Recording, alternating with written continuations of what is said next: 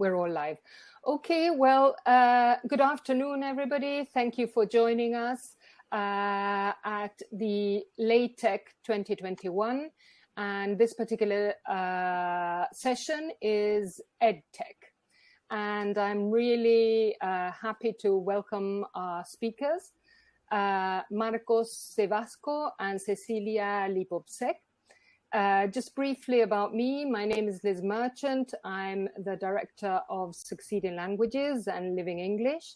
I'm also a director of the British Argentine Chamber of Commerce and the Society of the British and Argentine Lawyers. And I've been in London a long time, but I'm originally from Argentina. I would like to introduce Cecilia. Cecilia has also been, well, not as long as me, but she's been in London for a while. She's a London-based conference and diplomatic interpreter of Spanish, English, and Portuguese. She's the owner of Multilateral, which is a professional services company with a strong emphasis in culturally sensitive communication, serving British and Latin American governments, businesses, and professionals.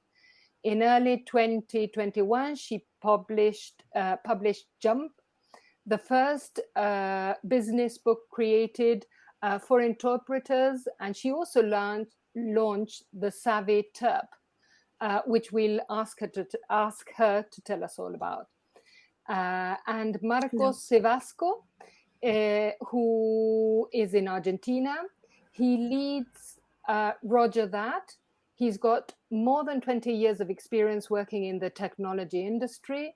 He studied industrial design. He believes in education, or he believes education is the engine to power a better world and develop new learning tech solutions for people. He enjoys getting involved in the field, understanding a business deeply and delivering the best training solution for their needs. On a personal aspect, he enjoys spending time with his 3 kids and wife and loves doing Ironman races. So Marcos, we look forward to hearing all about your Ironman races as well. So probably, yeah, I mean, if you both want to say a little bit about yourselves to begin with, and then we will make it an informal conversation, really. Marcos, Cecilia, do you want to start? Ladies first, please. Okay, I was going to say people.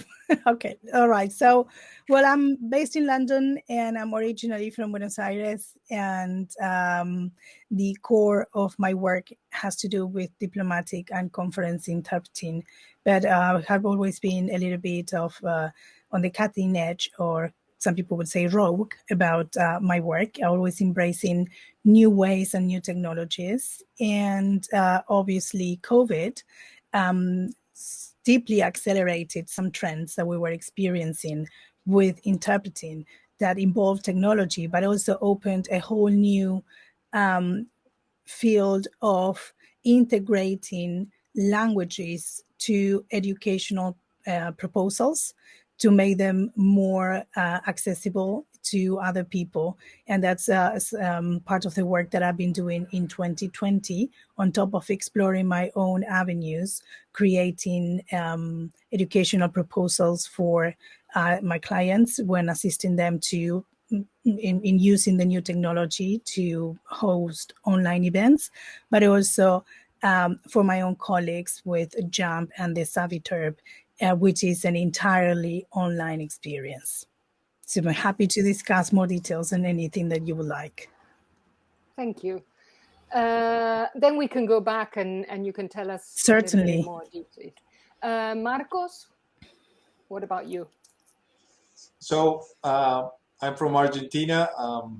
I have been living here since I was born, but I was we got an opportunity to open our company in the UK. So we are a British company, and we have a developing team here in Argentina. We provide training solutions that are instructing, engaging, and retaining content we usually target governments and private companies.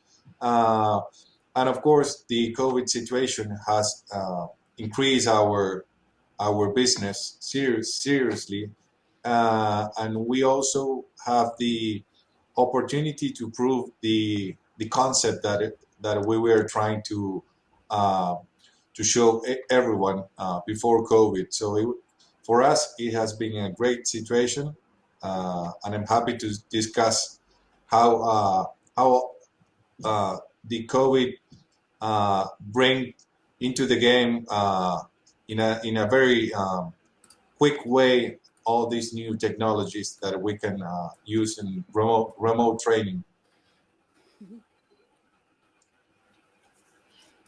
Oh, I think we've lost you, Marcos. I can still see you. Yeah. I'm here. Yeah. Okay. Yeah. We lost your sound for a minute. Can you hear me? Now, yes. Yes. Okay.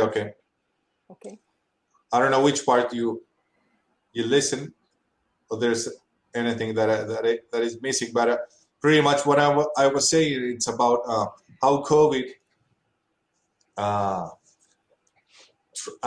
became a really good opportunity for us in our business, and how all organizations they have to catch up on their technology side, and how everything is working nowadays, and and I'm really happy to discuss all the challenges that everybody has to deal with due to COVID, of course.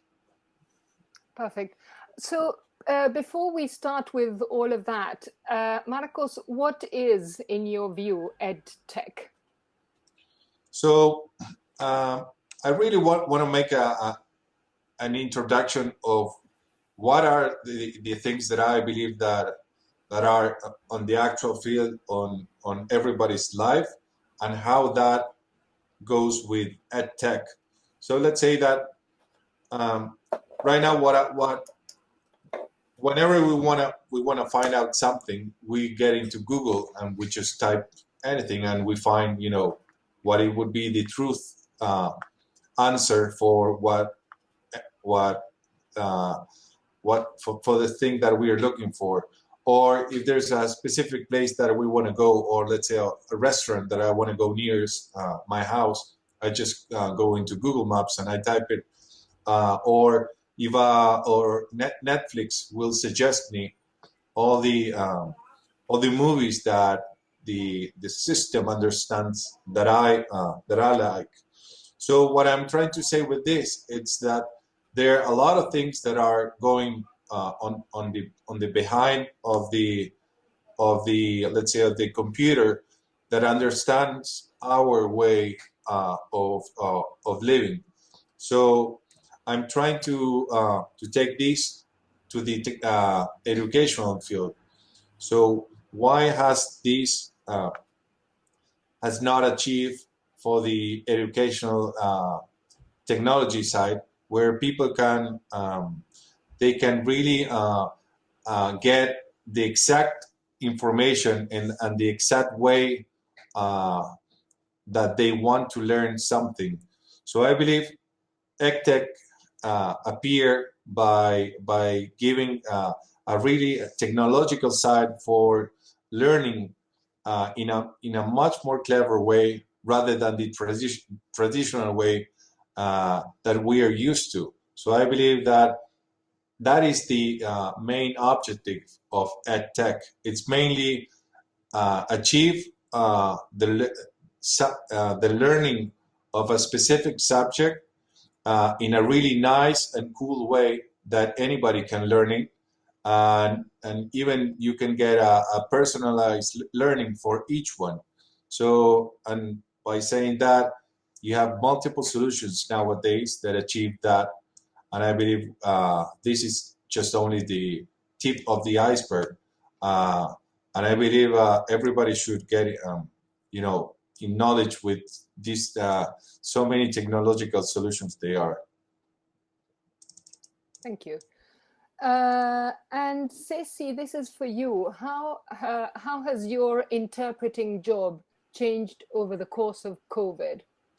Well, it changed completely because usually we would go to a venue where events would happen, and there would be restrictions in the number of people that would be attending, and also the level of involvement of interpreters in the setup of the event.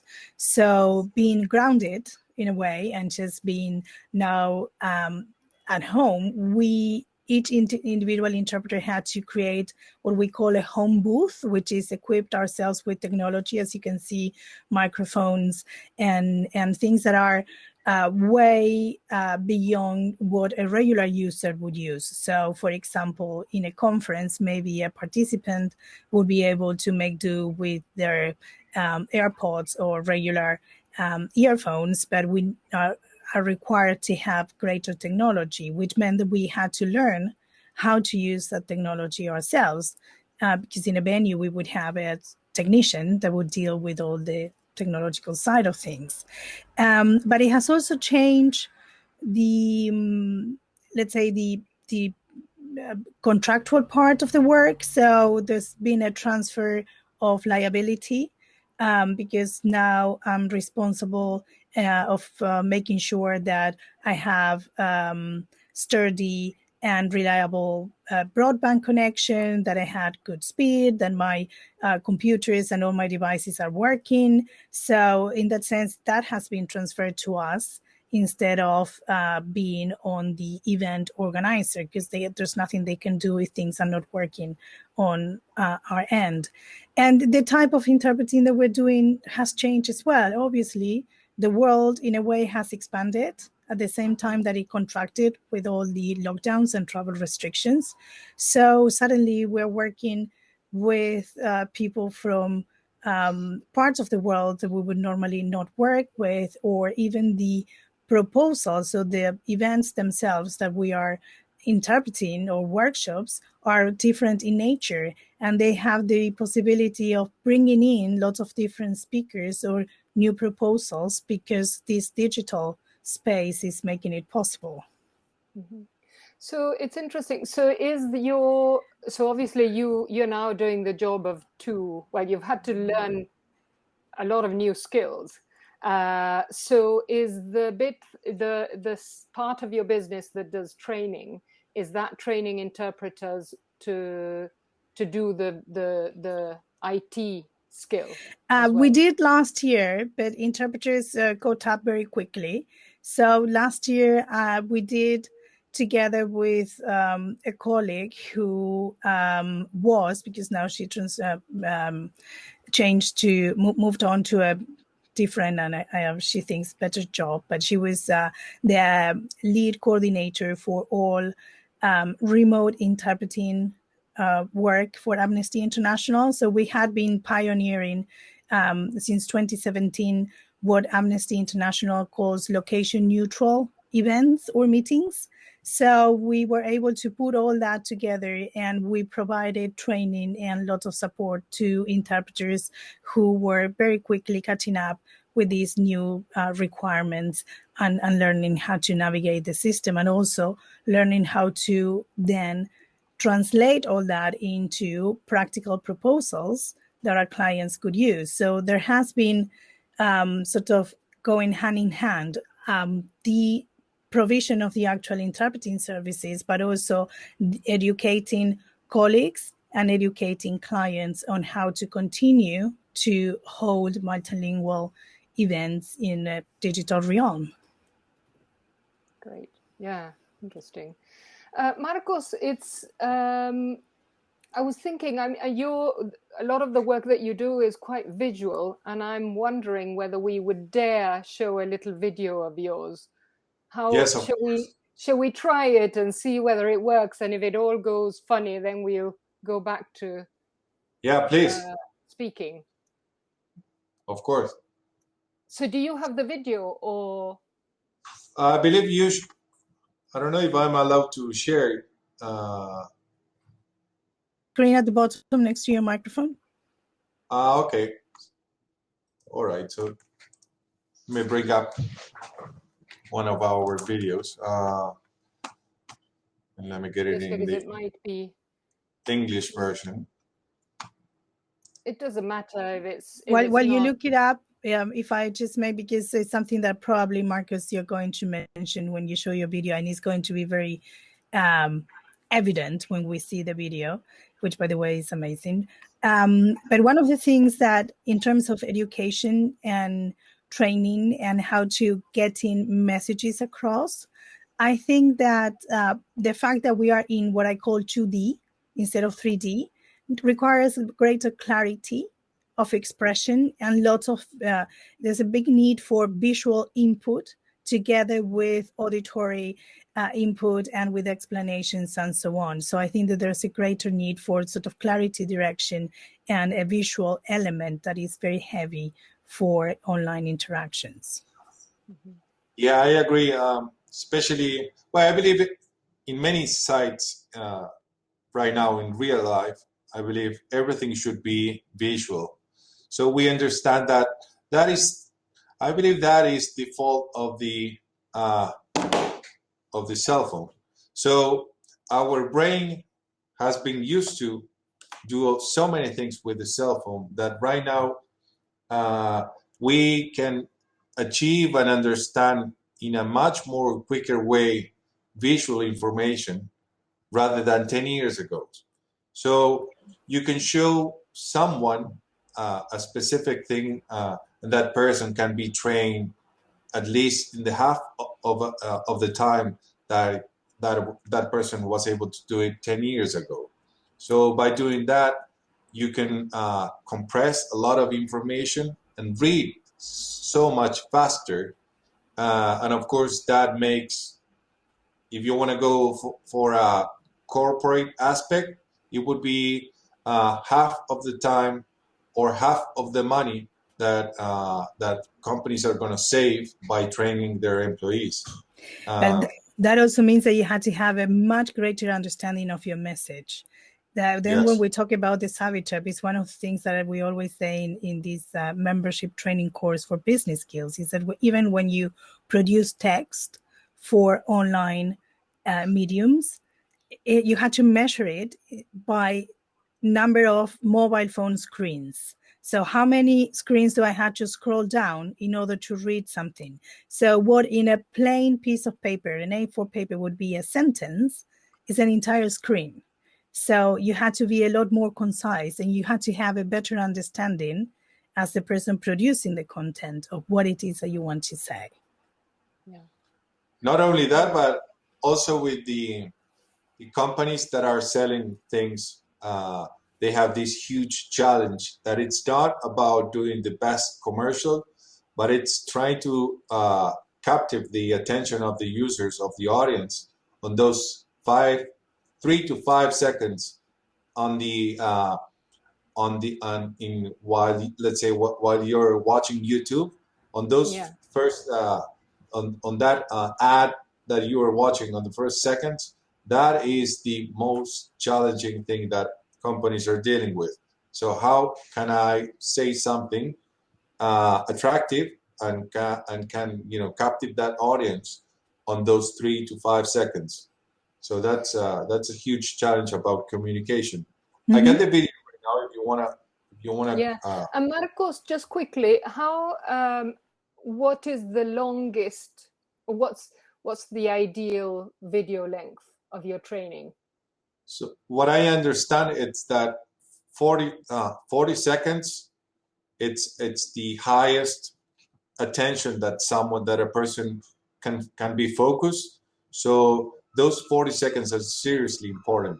So what I always say to our customers, it's that... Sorry, seconds or minutes? No, seconds.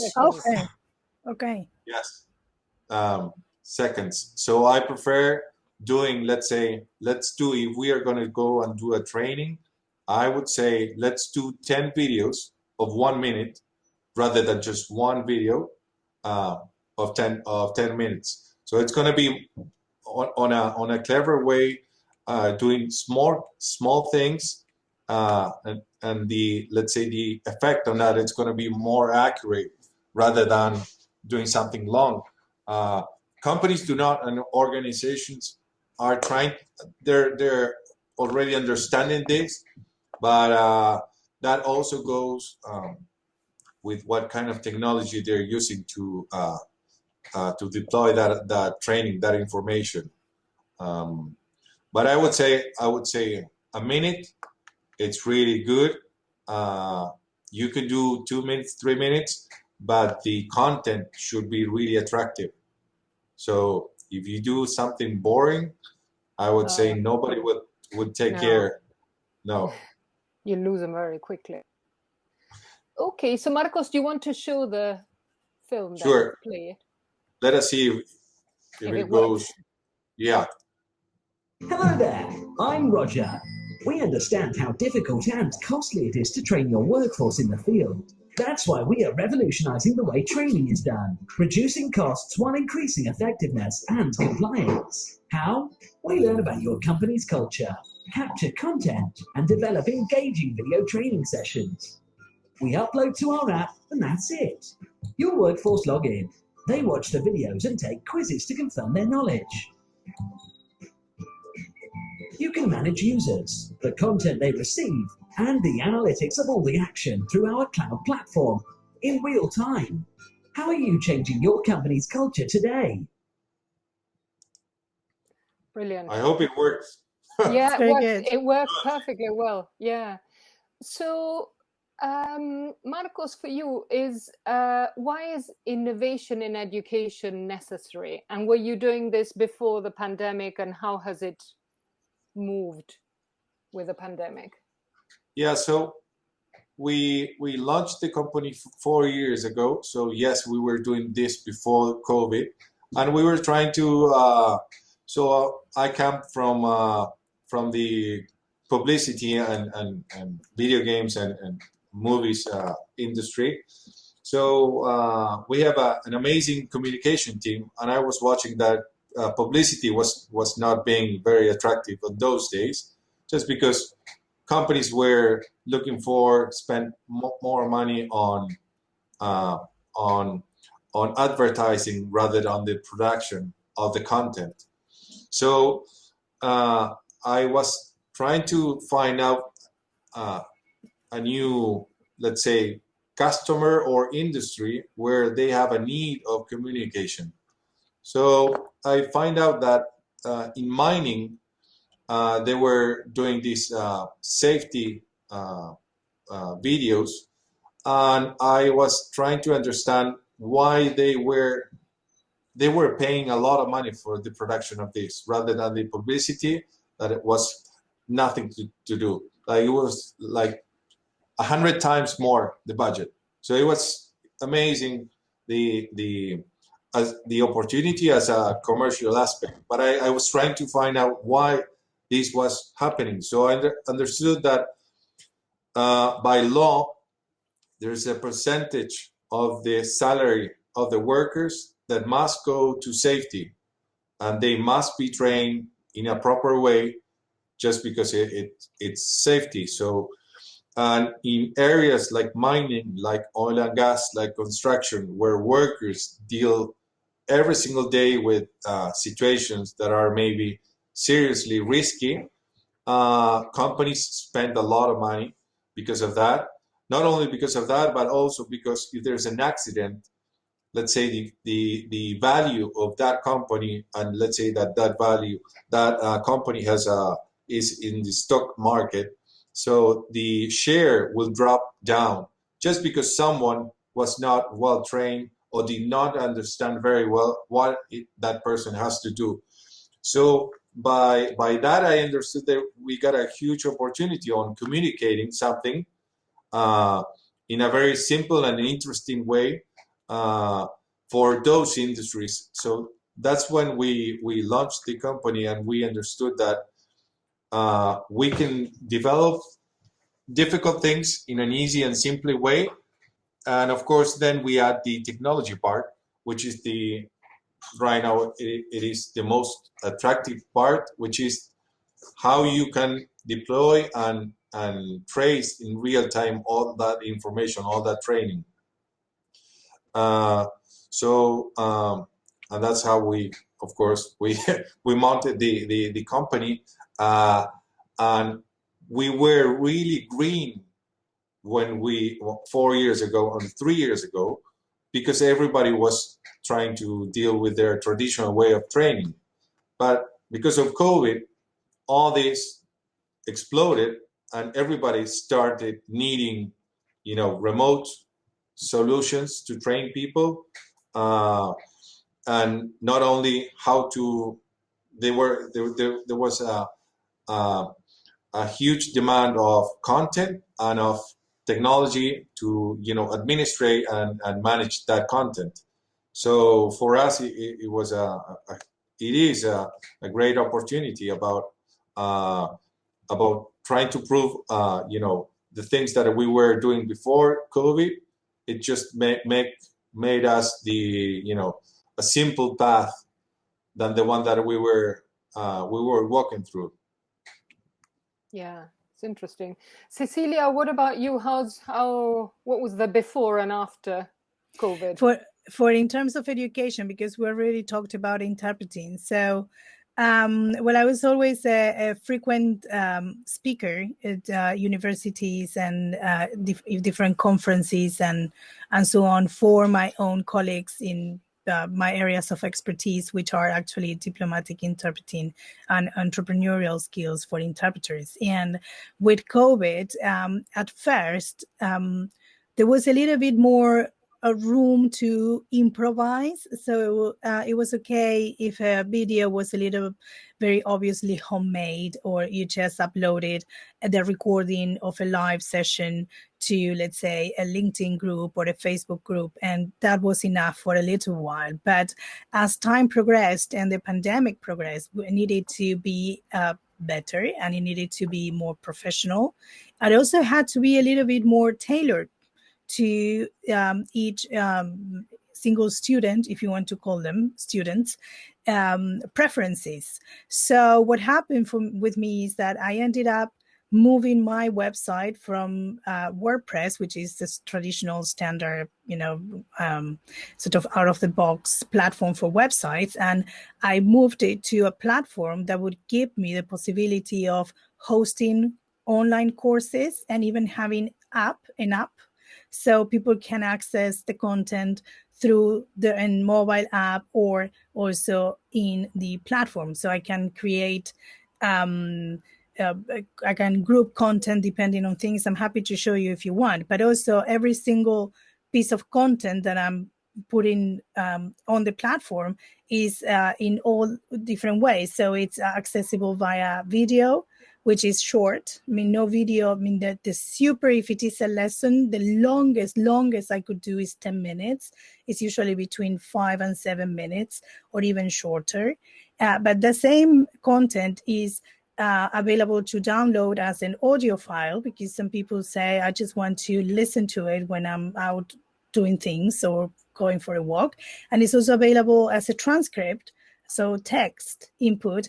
And the same content is recycled into some sort of visual infographics and so on. So it changed my needs to having to have a platform that would give me the possibility of hosting all those things while creating them. So I had to have a better understanding of what I wanted to make available at every single time, and also make it very obvious to the people in my programs where each of the things belonged, depending on their own journey going through the content. So it's this concept of having a success path, or having what I call a entrepreneur journey in the Savvy term. So people can say, I am at this stage, but I still had to deal with one item from the stage before. And although the program is a single program, every single individual is navigating it at their own pace and depending on their own needs and whenever they are ready. But it falls on to me to make it incredibly easy to understand and to see and to navigate and to find the content. Great. I found that when we were looking at about a year before the pandemic, one of our clients that has offices all over the UK was already looking at reducing their office space. and they were looking at already looking at people. These are law firm. They were looking at people working part of the time at home already a year before. I mean, these companies have been looking at it for a year. So we'd already, looked at the platform that was going to be the best for us. And we do live training because, most of the people, well, all of the people want to learn how to speak. So it's more of an interactive thing. So we'd already trained all our trainers that year before. So when we found that a lot of our clients were in February before the pandemic already, they were coming back from Hong Kong or Beijing, and they were already having to come back to the UK and quarantine. Then within about, I think, a week, we got everybody to go online rather than, move and create a bit of uncertainty. We just did everything online. And I have to say, I think if we hadn't had the pandemic, it would have gradually moved in that area, but a percentage. From one day to the other, we went from, people saying, okay, this is the only thing I can do, and thinking I'll do with it. And then, until I can go again, face-to-face training. And then with time, they've got used to it. They've seen how effective it is as well. And I think possibly not necessarily because of the choice of it, but because of the logistics of now you've got teams that are in different countries and they've got used to it and they see that it works. So I don't know how much we'll go back to the way it was before in what we do. Well, for me, I was up and running and operational within 48 hours because I had already started. So I had the foundations in place. So people who didn't, it was a lot more difficult for them. But I think that at least in my own project, the educational side of it, so the SavvyTerp is going to remain entirely online. But I believe that interpreting services are going to be 50-50. And with interpreting services and education, it's very interesting how technology and the fact that everybody is meeting online increased the desire for two things. One is to make it more accessible, because now even a workshop that is run by an Ivy League university of one of the key and leading universities in the UK is now open to the entire world. So there's an interest to make it multilingual, and also having sign language interpreters, which we have, and captioning that is done live, so a wider audience can reach it. And the other thing that is curious for us as an interpreter is that our work has always been very secretive. It was really I think it was close to impossible, next to impossible, to have a sample of our work, because we were in a venue, we were interpreting, we didn't have access to it. And now there are so many recordings online of my own interpreting work, because there are copyrights arrangements that we had to make, but they record the interpretation and then they make the course available in as many languages as there were interpreters. And that is something that they keep selling and reselling. So suddenly I have a massive portfolio that I didn't have.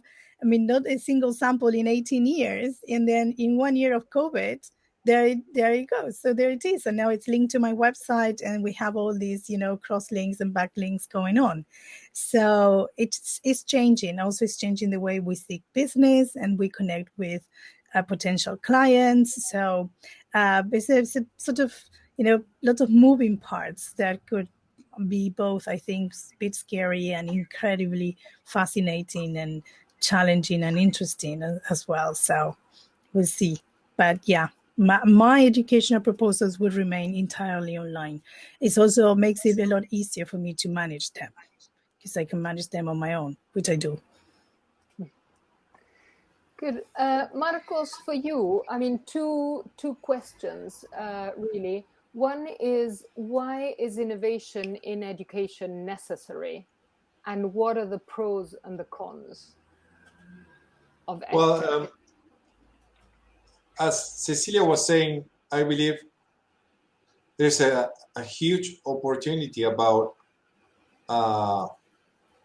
getting a really great educated solution, and you can have that asset and you can distribute that through an online way to everyone, that they not only they can be people from your organization, but you can share that with to people that are surrounding your organization. So let's say that in a corporate way, you can achieve, or you can get access to an online solution that will train your employees in the best way, but you can share that with all your partners and all the people or satellite companies that are working for you that cannot access to that great quality content. So by having this, by using the technology, allows you not only to share this great, let's say, great way of doing training, but also you can trace all this information, which for me, it's the most important thing right now for everyone. It's about getting that data of every single user and every single company, and you can do a lot of things with that data. Yeah. On a traditional way, let's say we have a great example. So we got this our first customer in Argentina, an oil and gas provider. They provide human power.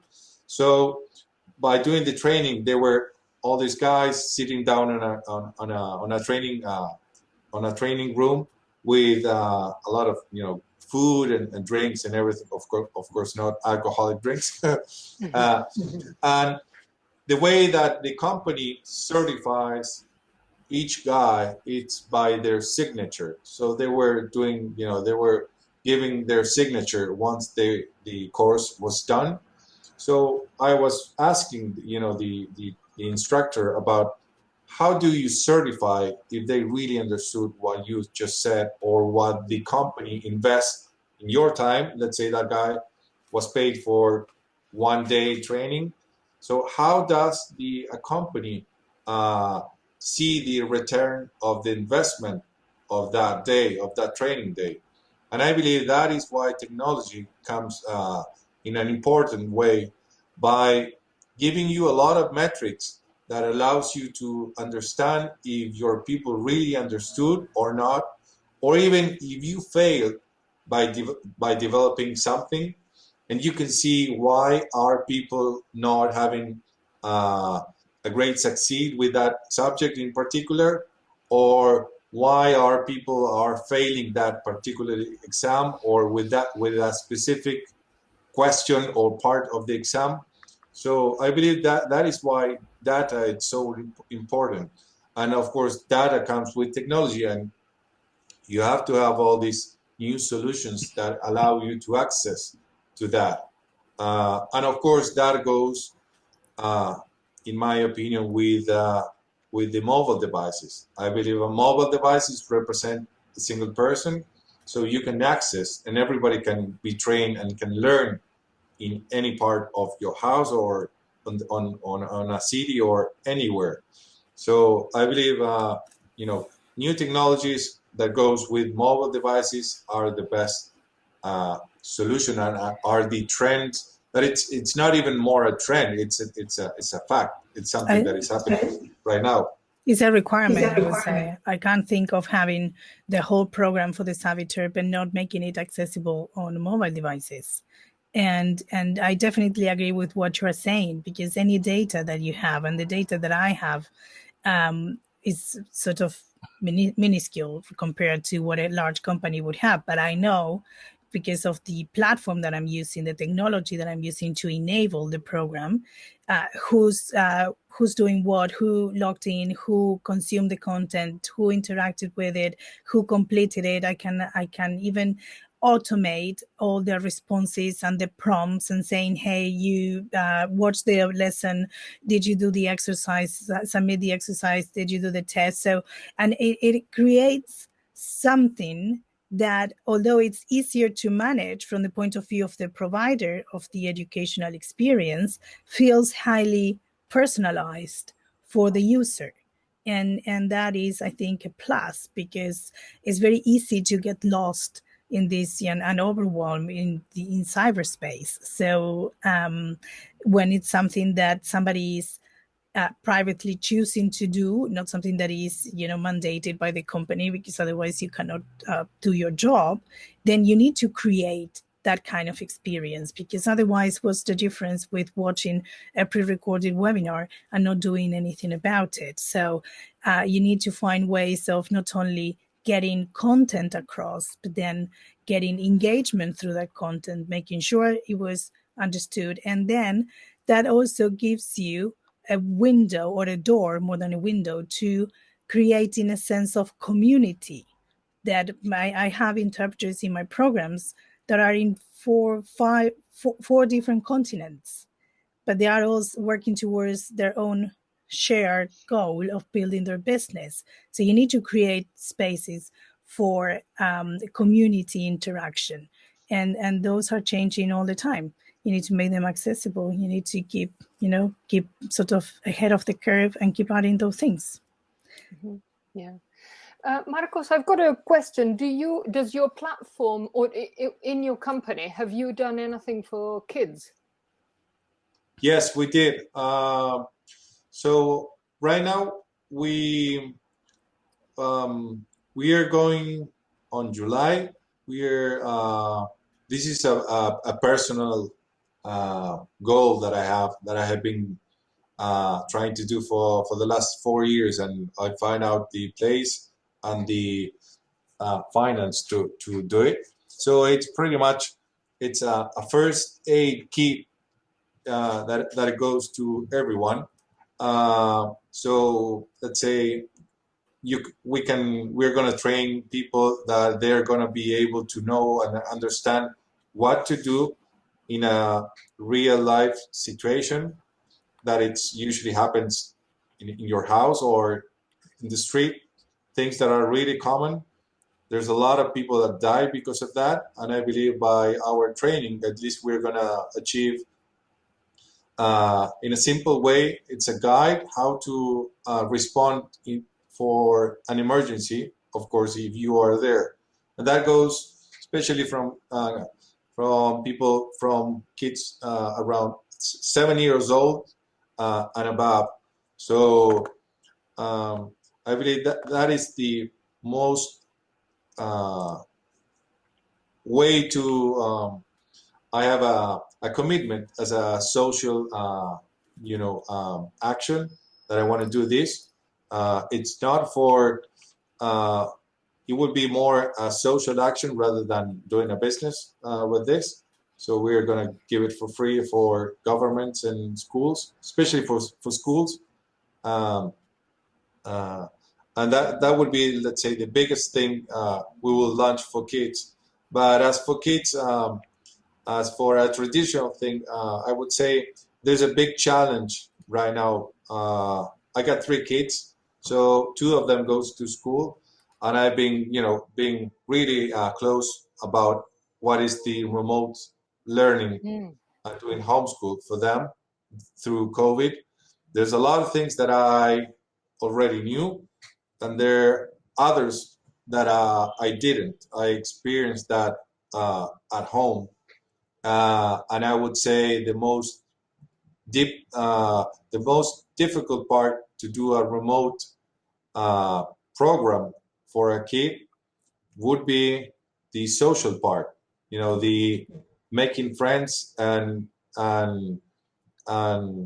dealing with their life or the problems that they usually deal. I have a kid of 7 years old and 5. So the things that they have to deal on that age, I believe technology, it's kind of difficult to achieve or tackle that problem. So you might do some stuff that might work, but the presential way on kids that are really, really young, it's a very tough thing to tackle.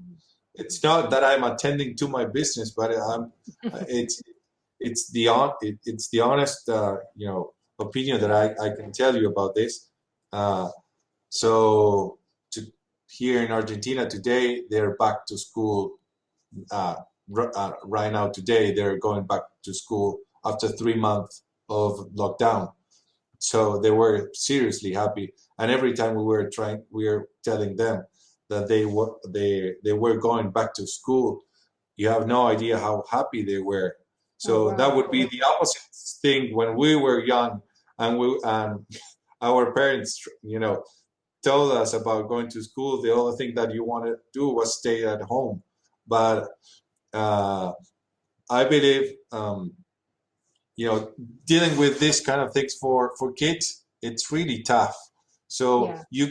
you can find complementary solutions, but I believe nowadays it's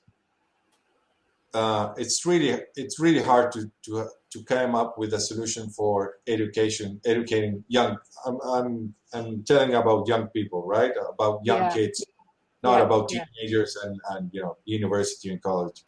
Yeah. It's interesting because, and this was pre-pandemic. I know that in Silicon Valley, they don't allow kids to have computers at school. Yeah. This was pre-pandemic. I don't know, obviously, after the pandemic, whether that meant that they had to use them. But they did. And in fact, what was interesting, I saw a lecture on, and this again, it was a couple of years old, no? But they were talking about in MIT, they use they use whiteboards, like with a pen and a Yeah. whiteboard. So although out of there comes out a lot of the technology, they don't necessarily use it. So a bit controversial, but I think it's an interesting. No, it happens. But I was talking to the can't remember the name, to the Minister of Education of Singapore, where they were they were showing a program that they use with young guys, and it was amazing how it worked in a positive way. But I was asking about why can education in school cannot access or start using all these amazing. Let's say I went to school, and in 6 months or in a year, you learn about history, right? You have a teacher and tells you everything. And yesterday I was speaking with a colleague, and he told me that in Uruguay there was a history teacher that he is a big fan of technology, so he made this game of history and involve all the classroom, all the kids, that each of them were one of a character, a specific character in that game. So all the kids were telling their parents about how amazing the Uruguay's history was, and they were telling everything. And that was just because this amazing teacher have this great idea about teaching in a different way, same message, but just using a different technique. So I believe by doing that, that is the biggest challenge that that COVID has planted here to the educational system.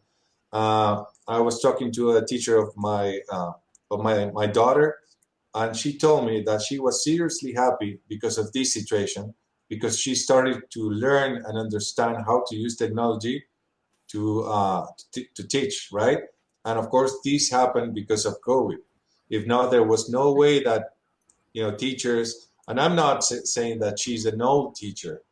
This goes for everyone. So we have teachers, young teachers, that they are with the cell phone all the time, but they do not use any technology for a training purpose. So I believe that is the biggest challenge right now. It's how you can incorporate all these amazing things that we use for our private life and start getting involved for the educational system.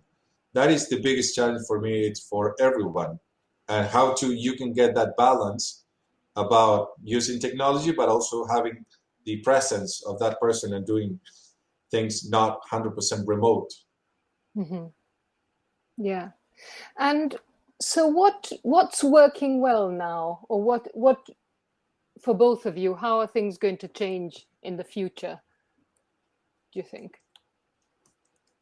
Cecilia, please. Well, I think that the future is definitely hybrid. I think that we were going in that direction, and the pandemic certainly accelerated it. We were doing things before the pandemic that didn't make any sense. Like, for example, flying in, I don't know, 10 interpreters for a 2-hour meeting somewhere else in the world, when now you have the possibility of, having it online. So I think that there's going to be a little bit more of, decision making and prioritizing, and also understanding that certain things are truly better when they are online, and when there's a digital technology involved, and other things need to be face to face. So I think the future is certainly hybrid, and that involves everything. That involves doing business, that involves diplomatic missions, and it also involves teaching and education. But the online part of it, or the techie part of it, if you want, or the technological proposals, I think will need to change a little bit. Some of them are changing and are really, really improving, and are way ahead of the curve in terms of, hitting the duration and the length that people are more comfortable with, or really honing the message and being very clear. So just recording something and putting it online is just not going to cut it anymore, because I think that people also are becoming more discerning consumers of any sort of digital offering. But yeah, the future is definitely hybrid, and I don't think that's a bad thing. But we had to always, keep an eye on it and make the most of it. Mm-hmm. And adapt. I agree. And adapt, yeah. Yeah, I agree about it's interesting two things: the hybrid, which I agree, and the adapt. So what is going to happen is that I believe we're going to have so many changes non-stop through the next, I don't know how many years, that it's people must be reinventing, and they must be training all the time about new things. I believe jobs are going to change really fast, and people should adapt to that. And they have to reinvent all the time. People that are almost 40 years old, so and I'm considered, let's say, old, but in the way that I'm already know I don't want to change. I just like the way that I am, and that's it. And I believe people are seriously not willing to change all the time because of the change of the game. And that makes that you have to be learning all the time about new technologies, about new ways of doing jobs.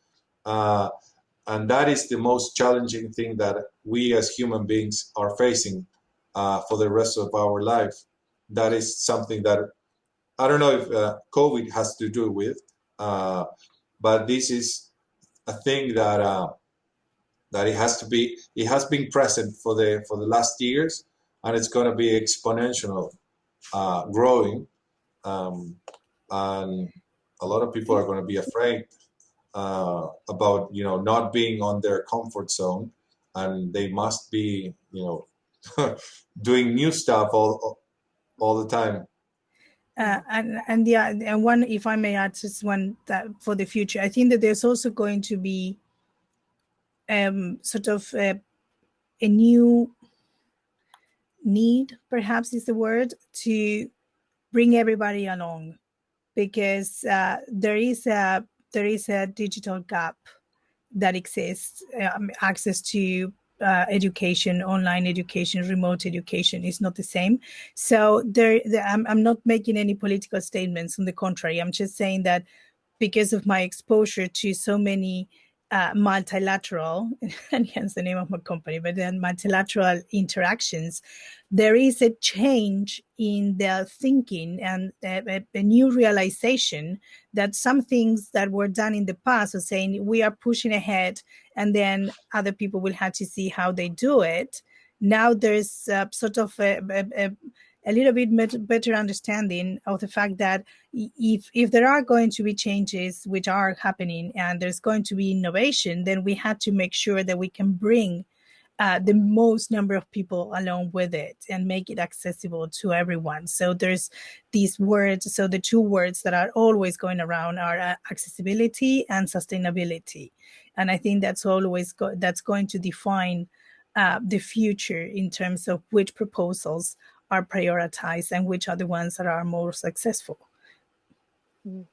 Let me give you a really small example about what you just said. So what we are doing with Land Rover, they're having these workers that have been working as a mechanic for a long time, and they have been replaced by machines. So what Land Rover is doing is that we're doing these training programs to train these workers so they can fix these robots. So they're not being displaced; they're just being upgraded.